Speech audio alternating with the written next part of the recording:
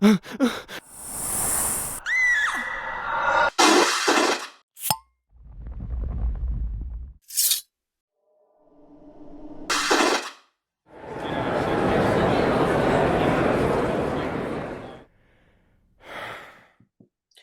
and welcome to the Supernatural Track here at Continual. I'm your host, Gail Martin, and today we are talking about the must-watch episodes of Season 8. But before we dive into that, let's let our wonderful panelists introduce themselves, starting with Elektra. I'm Elektra Hammond. I'm a writer and an editor, and I've been watching Supernatural since the very first episode, all the way until we cried at the very last one. Carole. I'm Carole Stokes. I started watching in season 3. I started writing fanfic in 2012. And I'm also one of the co-hosts for So Get This, the Lore of Supernatural fanfic on podcast available on Spotify. Very good. Melissa and Kitty. Hi, I'm Melissa, and Kitty is not on camera right at the moment. I have been a fan of the show since the pilot aired, and unlike Elektra, I didn't give up after the last episode. Just messing with you, Elektra. So that's it. Okay. Danielle. Hi, I'm Danielle Turchiano. I'm a former entertainment journalist, and I started writing about Supernatural in 2008, all the way through the finale, and then a little bit into the spinoffs, and including Walker as well. Lola. Lola Lariscy. I'm a writer, and I've been watching Supernatural since the first episode. I've got Buddy here, and Precious is around here somewhere. He's just busy licking my leg. He's just keeping me clean, which is good. I mean, I do have a shower for that, but I'm not going to break his heart. That's all. Okay, and Tammy. Hi, I'm Tammy. I started watching Supernatural in season 8. So this is the first season I actually saw live. And I'm Gail Martin and Morgan Bryce. As Gail, I write epic and urban fantasy. As Morgan, I write urban fantasy, male paranormal romance. But all my modern worlds are ones Sam and Dean could walk into and feel right at home. Fell in love with the show halfway through season 11, binge watched 11 seasons in 4 months for the start of season 12, and I've been an obsessed fan ever since. So, season 8, it's kind of got a love-hate relationship for a lot of people. Let's go around, everybody give us one must-watch episode. And it's okay to love watch an episode or hate watch an episode, whatever floats your boat. But let's give us one each, and we'll just keep going around until we run out of episodes or run out of time. Elektra? Okay, absolute must-watch episode as time goes by. This is the episode where Henry Winchester, Grandpa, tumbles out of their motel room closet, and they don't know who the heck he is, and he turns out to be a little more formidable than his, librarian looks lead them to believe, because, he knows a little bit of magic, and they finally get straightened out who he is. This tells us, the fans, exactly what happened to John Winchester's dad, who disappeared when he was 8, and explains, the fact that he belonged to this secret society they'd never heard of. And it turns out, well, that's because a demon sort of infiltrated them. And when Henry goes in to be initiated, all hell broke loose because demon, and not just any old demon either, but a knight of hell. And all sorts of fun stuff ensues. Dean tries to stab the demon, and he looks around and says, why didn't that work? And, Grandpa says, because demons can't be killed by run-of-the-mill cutlery. You didn't need at least an ancient demon-killing knife of the Kurds. And Dean says, that's what this is. Mm-hmm. And he pulls out the knife and shows it to him. And he's like, well, where did you get that? Demon gave it to me. It's a long story. We have been down this road so many times. And it is just the funnest episode. And at the very end of the episode, through many trials and tribulations, at the end of which they unfortunately lose Grandpa, because, well, otherwise the situation would be weird. And if he went back in time would change significantly because John would have his dad. They end up with a box with a key in it. And this is how they eventually end up with, home. The bunker. The bunker, yes, home. And that is just gives so many pieces. It tells us about the men of letters, what happened to Grandpa, Abaddon, the fact that there are knights of hell, time travel's possible, you know, and other people do it without angels even, and just all sorts of cool stuff. Okay, Carol. So the one I love is Sacrifice. It's the finale of the season. It is shot beautifully. They have this great deserted little church out of middle of nowhere, and that's really stunning and shadowy as Sam is trying to complete the third trial and cure Crowley from being a demon. In the meantime, however, Sam has to cleanse himself by telling all the horrible things he's done, which most of them aren't really his fault anyway, but nonetheless, he says them. But the best part then is at the end when Dean finds out that if he completes the third trial, he is not going to survive. And given a choice between saving the world and saving Sam, Sam wins every time. And that's why we love him. So Dean rushes up and saves him. They have a great moment where they handfast in a church because they're telling each other how much they love each other as Dean is wrapping up his hand. It's really, man, Jared Padalecki just pulls out all of the stops. He is so wan and tortured, but it's never over the top or maudlin. He's just in agony. You know, he's just ripping his own soul out. Forget Crowley. He's, got his own tormented soul. And then their beautiful shot at the end is the angels then all begin to fall from heaven like shooting stars. And it's beautiful, but terrible. And it's just a really awe-inspiring moment to end the season on. If we're going to pick one I hate. Hold that thought. Okay. Come around again. Melissa? Controversial choice. Everybody hates Hitler. It's a monster of the week and who cares, but there are two key pieces in this episode. We meet one of the most important characters of the second half of the show, the bunker. We get to a good exploration of it, but this introduces us to that home that the boys had that we see all throughout the rest of the show. So it's important for that. And the other thing is that we meet Adam Rose. Adam is, the character was fun in the show, but he is hilarious at cons, and he's hilarious on his Instagram, doing all kinds of weird supernatural tangential things. So I think this episode deserves a mention for him as well. And yeah, I really wanted Adam and his golem to come back for more episodes. And we get the priceless line that Dean likes to pull out at parties and stuff. I killed Hitler. Right? And he's so proud. And as a Jew, that whole storyline with the golem was interesting. It was cool to kind of see a little bit of the mythology of my faith kind of interwoven into the story, even though it was an okay monster of the week story. It wasn't anything special, it wasn't anything terrible, but it wasn't anything wonderful. But it was still kind of that moment of, aha, I get that, I know that. So that was cool. Also, the Judah Initiative. Mm-hmm. We got, so really, there are men of letters of the Jewish faith, and they did a whole bunch of stuff too. And we also got Adam's perspective on Sam and Dean as he and the golem are sitting in the car, and Sam and Dean are doing a routine salt and burn, and Sam just casually warms his hands over the burning grave.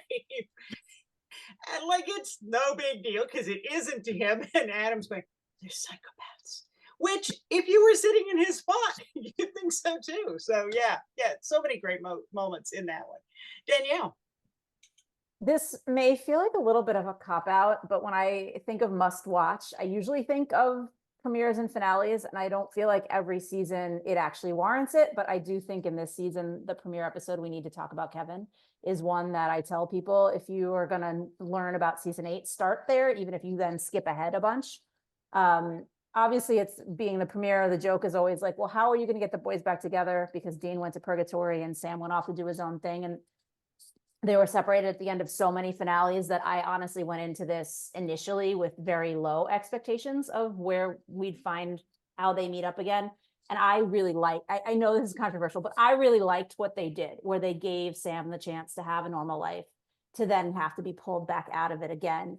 And I also really liked what they did with Dean in purgatory, because I felt like this really set up a psychologically interesting season. And I don't agree that every episode that came after this one really delivered on some of the psychological implications. We didn't get to spend as much time as I would have liked with either one of their PTSDs, but just in that first episode, the glimmer of what could come, I think, really got me excited for the season. Still does when I watch it, even though I know what's coming now.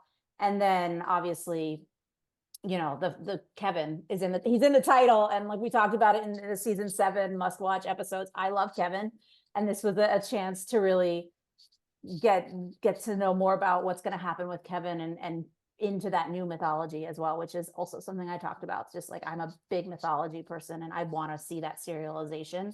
And honestly, also, I will just say this as someone who doesn't have religion personally, the idea that, or the implication I felt was that purgatory was maybe worse than hell was really interesting to me, because that's not something that I ever would have thought was possible in any world. And so that when he comes back from purgatory, when Dean comes back from purgatory and he seems way worse than when he came back from hell, I was like, now maybe that's just the writers being better about it this time, but also maybe that says something about what we're going to learn about these other things that he's encountered. So I was very excited to go into season 8 when I saw that first episode. Okay, Tammy. So I watched season 1 through 7 early in like 2 months. So the first episode I watched was Taxi Driver. So this is one of my most watched episodes. One reason is the second trial, and I love the trial story. I'm a Sam girl. I love Hurt Sam all you can. And this is, you know, one of the episodes where we get to see a little bit of Hurt Sam at the end. Also, Sam gets to go to purgatory for a very quick visit. It takes him like 2 seconds to find Bobby, because apparently purgatory is a very small place in Sam's version of it, where it had been a very vast space in Dean's version. But he gets to rescue Bobby and send Bobby to heaven, which turns out not to be the best place in the world for Bobby to go, as we find out later. But at the time, it seemed to be like he was doing a good thing. And the Reaper in this that leads Sam to purgatory, AJ, I liked him. He was kind of fun and different than some of the other Reapers that we saw. And at the end, we learn, as we learn many times throughout the series, that in Dean's world, it all comes down to Sam. So when he realized Sam's trapped in purgatory, he sends Benny down there, even though he knows Benny will now be stuck down there. And so Benny goes and rescues Sam, and Dean gets Sam back. Sam completes the second trial. And when I watched it the first time, I was lost as all get out, because I didn't know nothing about the trials. I didn't know anything about Benny. So, but upon rewatching after I watched the first half of season 8, it just really speaks to me as far as the story goes. And then the trial arc is one of my favorite arcs. So. Okay, Lola. I rewatched Southern Comfort today. I love that episode because I love Garth. I could watch a show with Garth every day, even if he's just drilling a werewolf's mouth. I don't care. I could watch it all day long.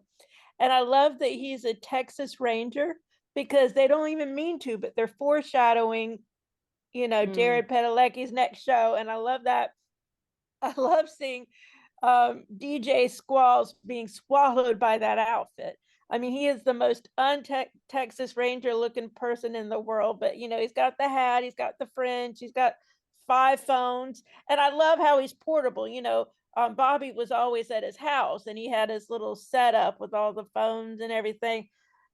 You know, Garth has just got like the inside of his jacket. He's got, you know, hammer means Larry or whoever, and this means that. So he's got ringtones for everybody. I just love it.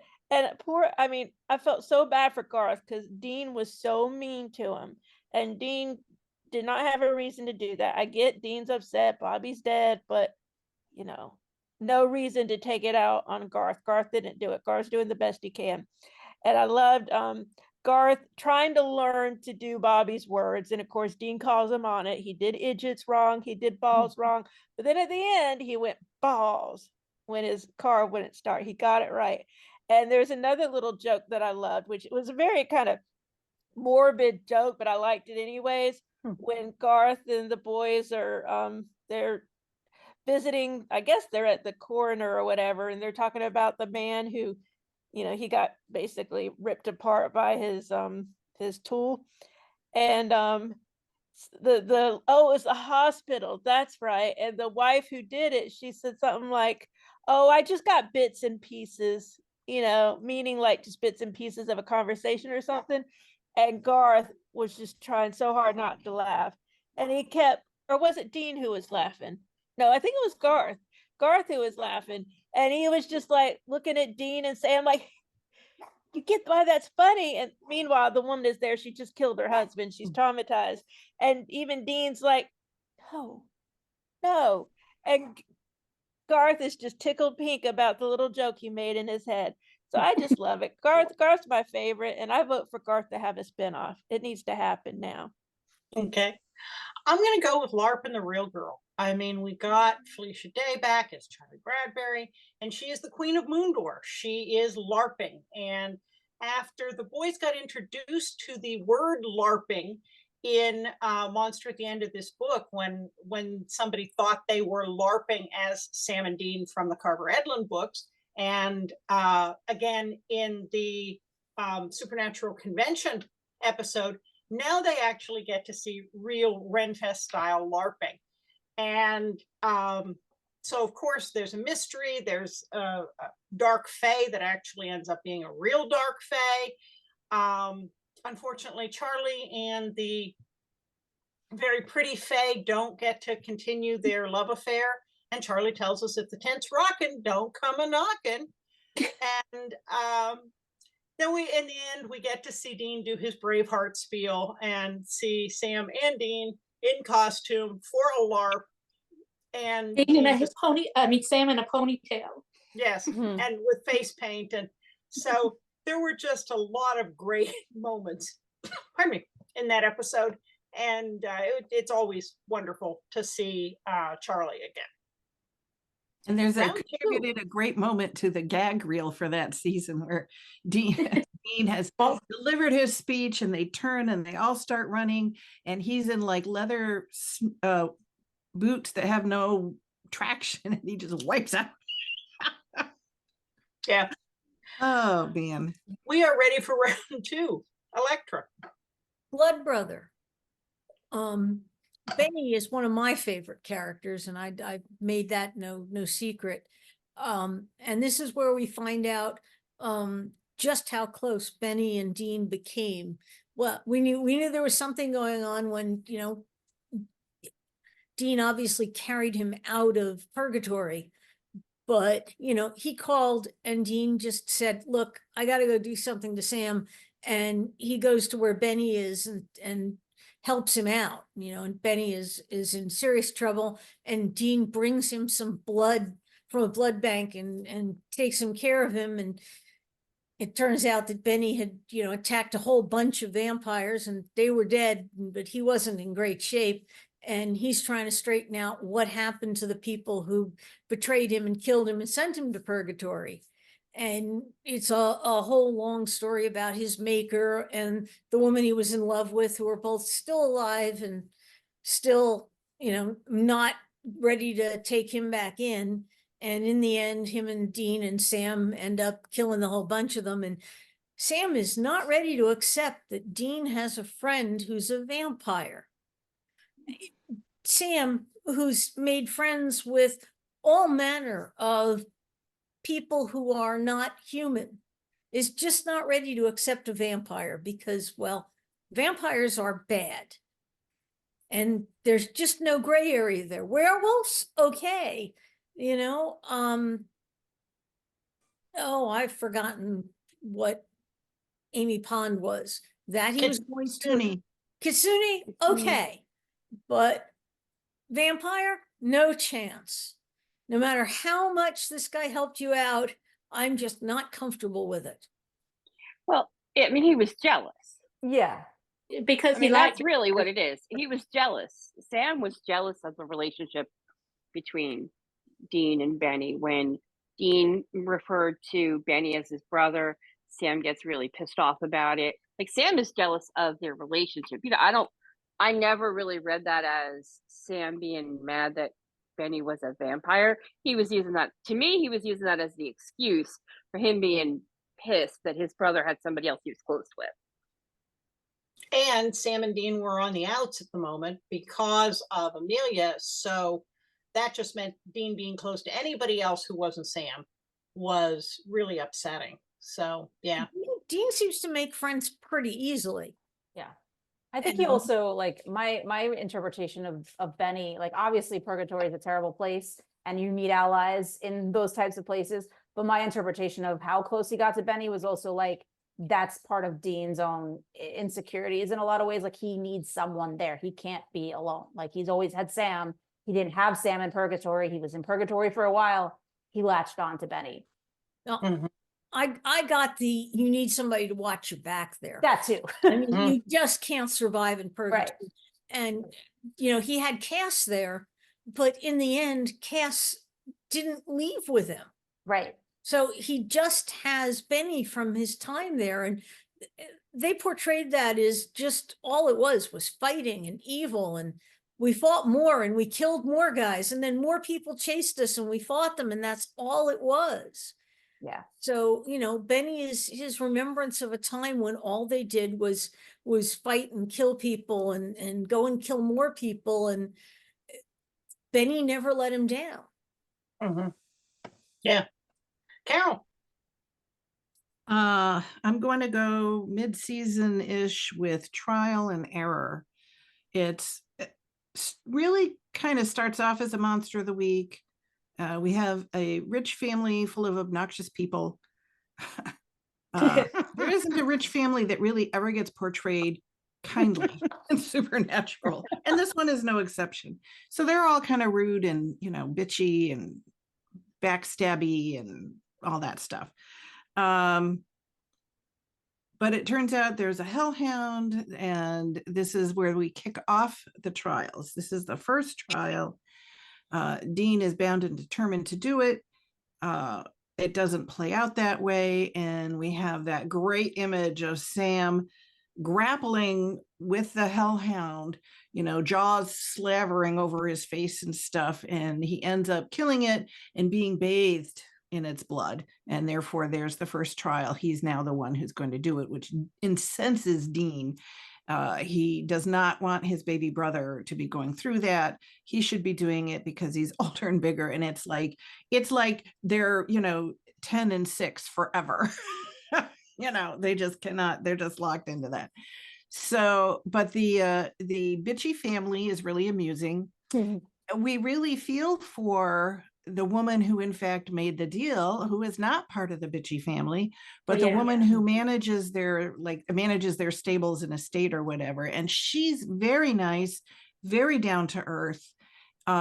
She's doing it she did it to save her mother, which is certainly an honorable reason. If you're going to make a Crossroads deal, that's an honorable reason. She's not doing it for fame, fortune, or, getting lucky.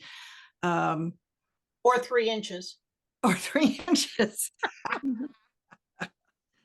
So it's really, it ends sad. Well, she's freed because he has killed a hellhound, and she can go on and make her way. But we don't know what's going to happen with the trials. It's all very ominous.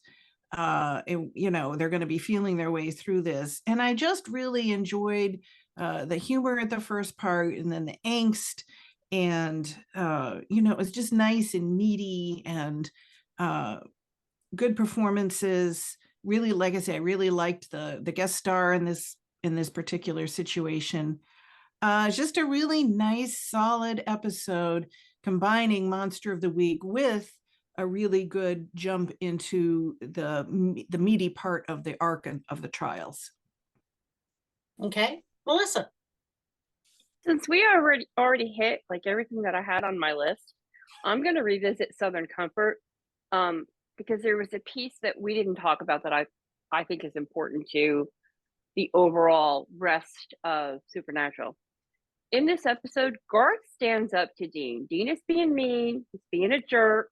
Dean's being a jerk because he's really grieving over Bobby, and he can't stand Garth's constant reminders. It's like, sticking a fork in an open wound. But Dean is really mean, and Garth stands up to him. And Garth is often seen as a punchline to a joke. He's inept. He's silly. Mr. Fizzles, I'm talking to you. But there's some real strength to Garth. And he says to Dean, Bobby belonged to all of us, Dean, not just you and Sam. I'm just taking what he showed me and trying to do something with it. And that underlying strength we see towards in season 15 with the boys are going to Alaska and they're trying to get their luck back, and Garth comes in and helps them defeat they were in like an arena and whatever, and Garth came in and helped them. And I don't think that would have been as believable if we didn't see this little bit of these flashes of Garth's actual inner strength. I mean, he's not like a strong, physically imposing guy, but he's got this moral fortitude. Yeah, he's willing. He's had enough with Dean. That's it. He wasn't taking any more of Dean's bullshit. And I really love that scene. Well, the other thing we learn about Garth in this, the whole plot hinges on a cursed coin that enrages people and ramps up their anger. And Dean is really angry at Sam over Amelia, and he has not done very well at forgiving, and he nearly kills Sam because of it. And Garth handles the coin and has no effect. And they ask him later why that is, and it's because he says he just lets things go. He lets it roll off his back. He doesn't hold on to grudges. So we also get that insight into Garth, which is pretty cool. Danielle. Okay, I'm going to go outside of my usual box and pick a monster of the week or a case of the week.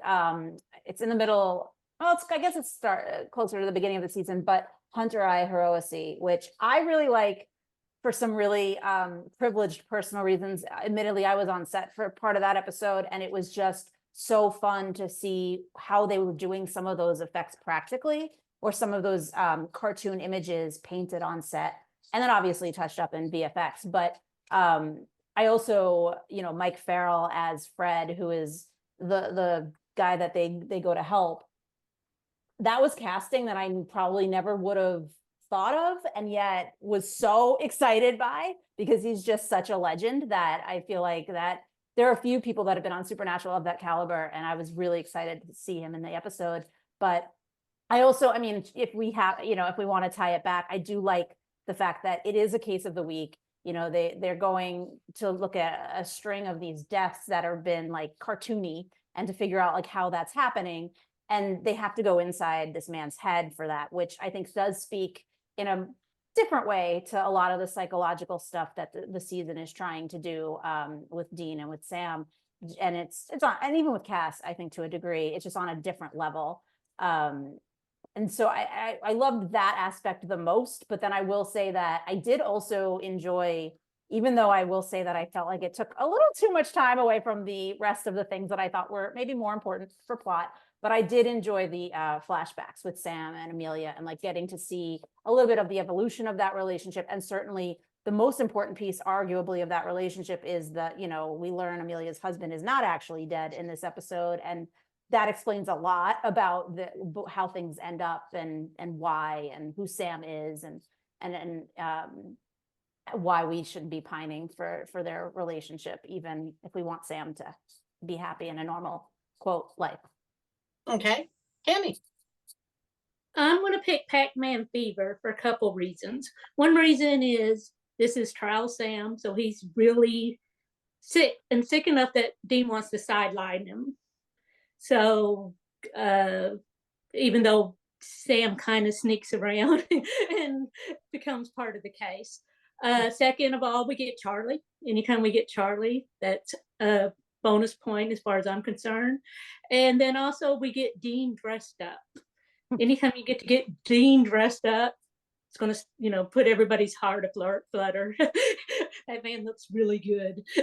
Period. So we get all three of those things in this one. It's a case pick. It's not the most exciting case pick there is, but there are some moments. There is the moment where you see Dean's biggest fear when he opens the door and it's Sam in the hospital bed, whereas Charlie is her mom.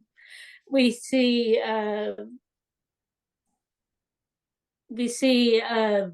how worried that Dean is about Sam. We see Charlie really coming to her own as a hunter, that she's been doing it for a while now. She's very into it. And this is what she's decided her path will be. And to me, there's just a lot of really great moments in that episode. And there's some really fun moments in that episode. And there's some really touching moments in that episode. So it sort of encompasses a lot of what Supernatural is about. So that's one of the episodes I'm picking. Okay. Lola. Yeah, that moment where she sits down at the end to read to her mother one last time is just, to read The Hobbit. Yeah. So, and my mother read The Hobbit to me when I was little. So I really was like, oh yeah, Personal. really, really nicely done there. Well, I'm going to pick Clip Show. I rewatched that one again today. First of all, I love the reference because most of us, I think, were around, not all of us, but most of us were around in the 80s. And, that was a typical thing for a sitcom to do. I guess it saved money. They would just put a bunch of clips together and string it along with maybe a few new scenes. And that was an episode. It was called a Clip Show. And I hated them because I'm like, I already watched these shows. I want something new. I don't want to watch, Maude having the same discussion again. Anyways, Precious feels the same way. So one of the things, so a lot of the things I liked about this show, first of all, we got to see Booger, which by Booger, I mean Curtis Armstrong, aka Metatron, aka Marv. And I think is this the first time we see him? Because Castiel had never met him before, and he'd never met Castiel. So it may be the first time we saw him. And I just love him to death. I've loved him since Revenge of the Nerds, and I just think he's great. And there's also another little joke when Crowley starts killing. This is another way the Clip Show ties in because they revisit a lot of their old successes. They're not clips really, but it's the same characters. They bring the same characters back because Crowley is killing people that the Winchesters have saved before. And there's a nice little joke when Sam or Dean, I don't remember, that they ask Crowley, how do you know about all that? And Crowley says, I have my sources. And then you see him holding one of the Supernatural books. I just love that. I'm like, well, yeah, the whole thing is laid out there in book form, so it's really not hard to figure out what happened with them. So just little things like that. And it was a very scary too in some parts because you had the I think this was the one with the exorcist type thing and we see Abaddon for a little bit, and there's the preacher who does this odd, different kind of exorcism, and it's supposed to actually cleanse the demon, and it ends up killing this poor woman horrendously. So that's neat finding that because it's like a found footage type thing, which that's a nice little odd to current horror films like Paranormal Activity. And it was just neat seeing 1950s type stuff again. So that's really it. Just a good episode. Okay. I'm going to go with another monster of the week, which is Heartache. And this one takes the idea of cursed and haunted organ donations, which has certainly been done before, but adds the twist of them being organs from a immortal Mayan athlete. And that causes all kinds of problems. And there's a tragic love story. You know, what happens when an immortal falls in love with a mortal and he never ages and she does. And you go from being his girlfriend to his wife to everybody thinking you're his mother and then his grandmother. And so they do sort it all out in the end. And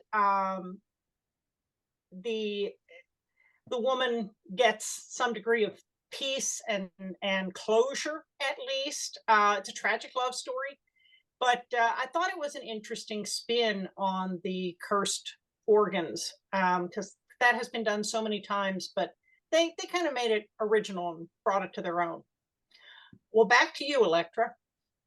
Okay, Citizen Fang.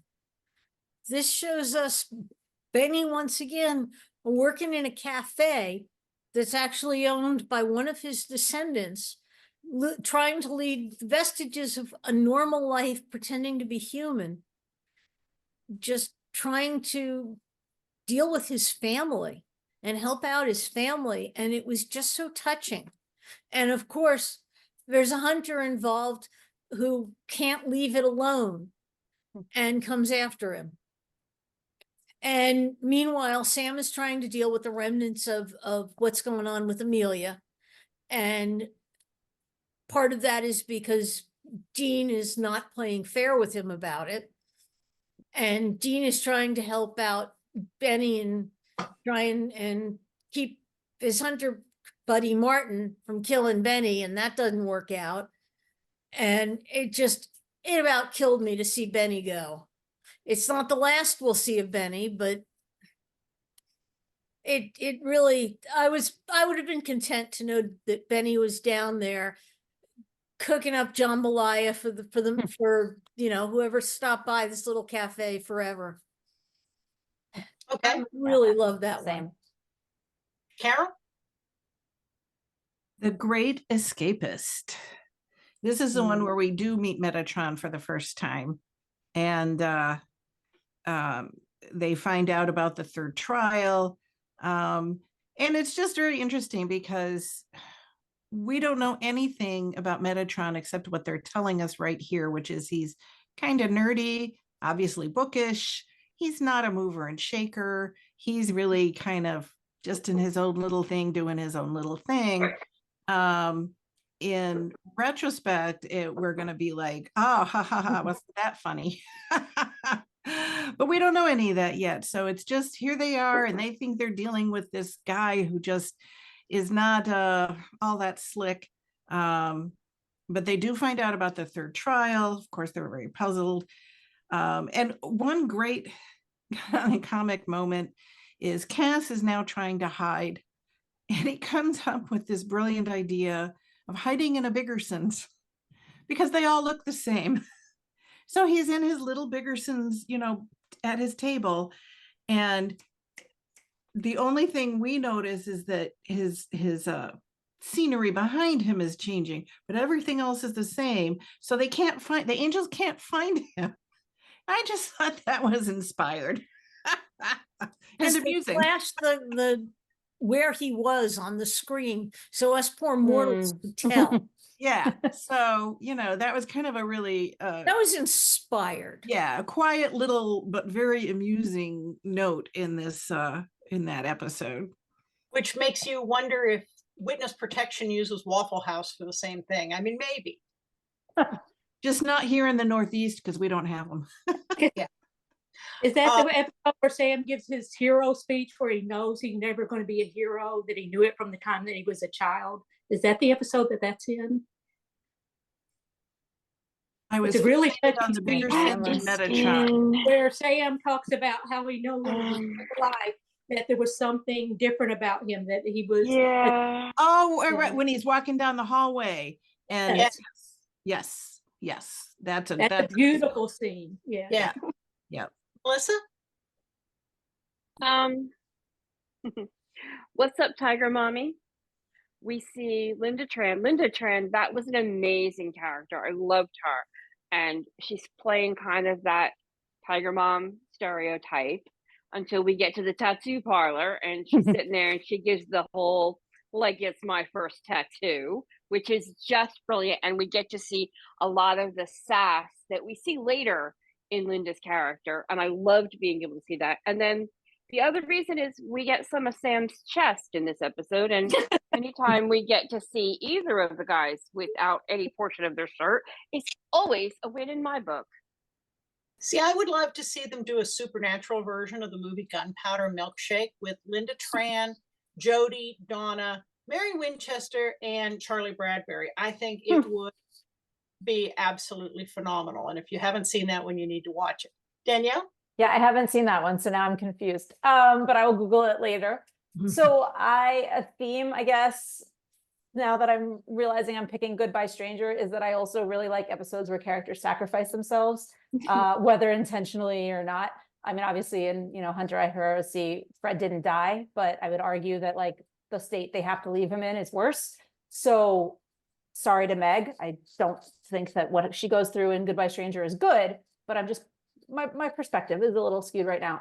Anyway, this episode, again, it's psychological because we get to go inside Cass's head. But what I really liked was that when they brought Cass in seasons earlier, he was kind of a magic button for the boys. And like a lot of things could theoretically be fixed by using an angel to help them. They didn't rely on that much. They did a good job, I think, of still making everybody work for it and not just saying, oh, well, it's easy to fix our problems.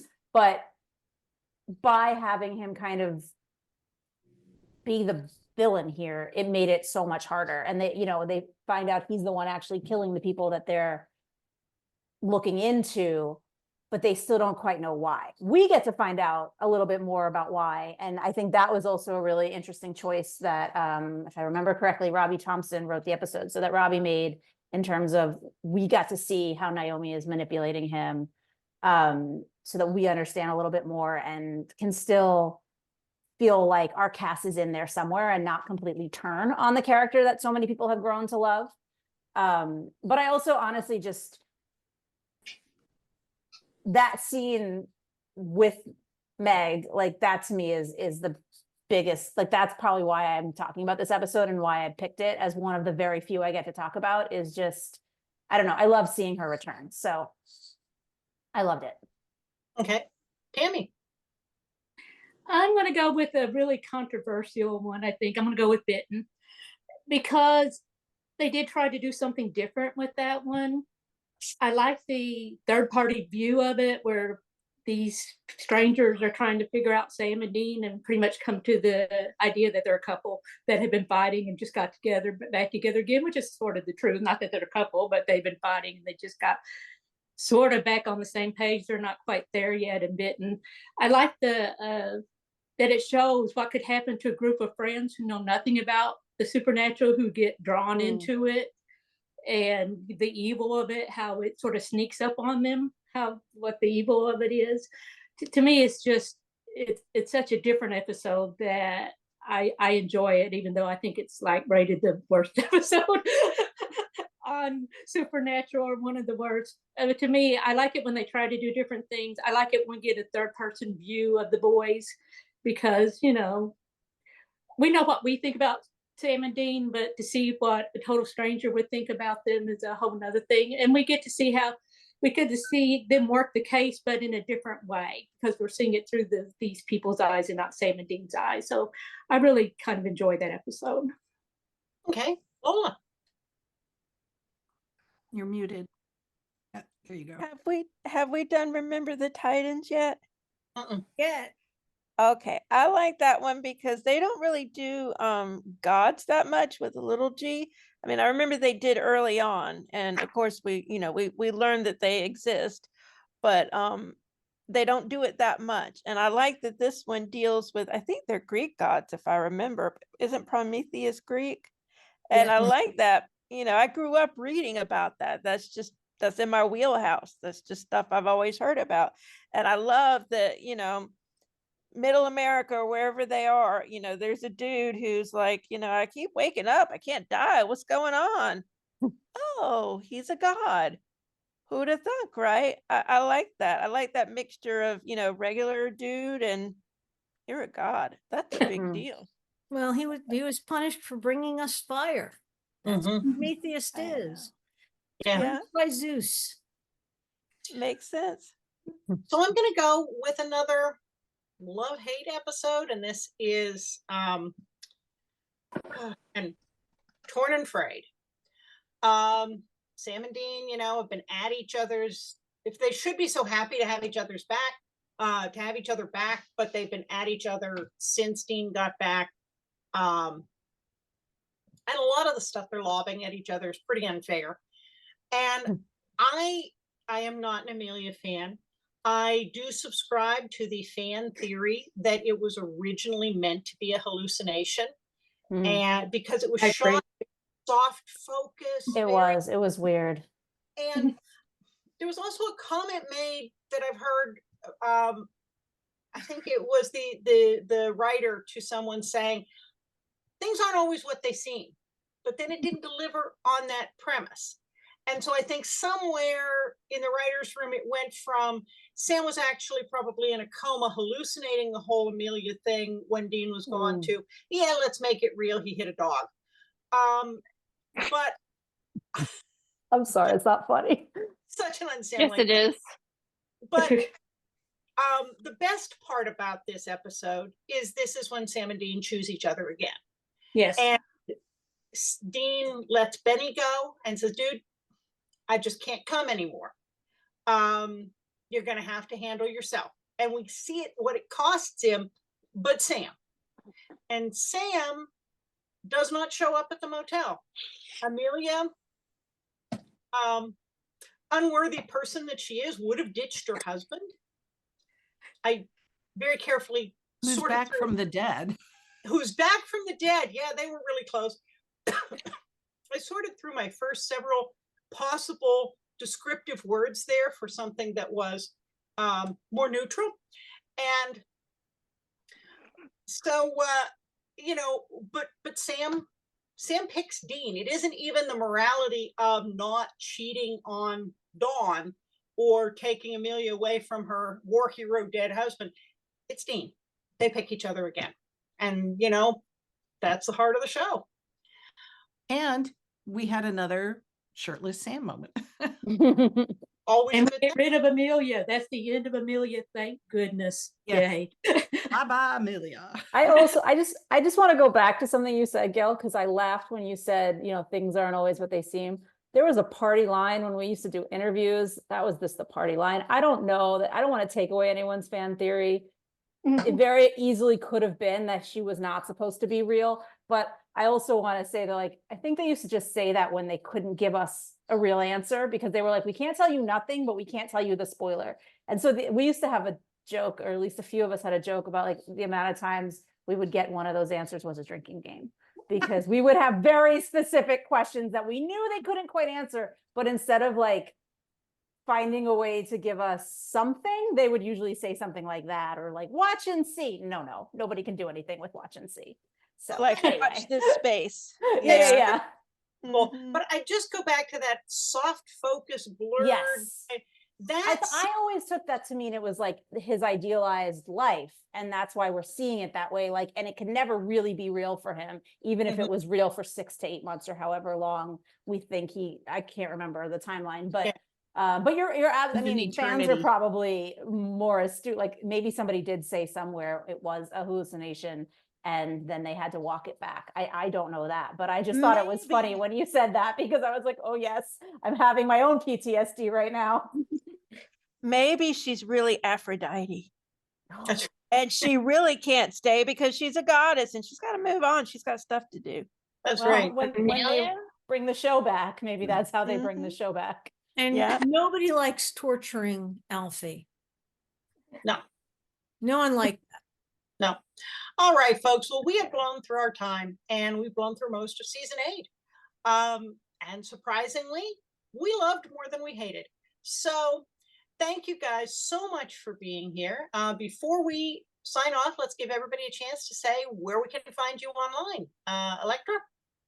Elektra Hammond, you can find me at untilmidnight.com, and on Mastodon, I'm at electra@wandering.shop. Very good. Carol.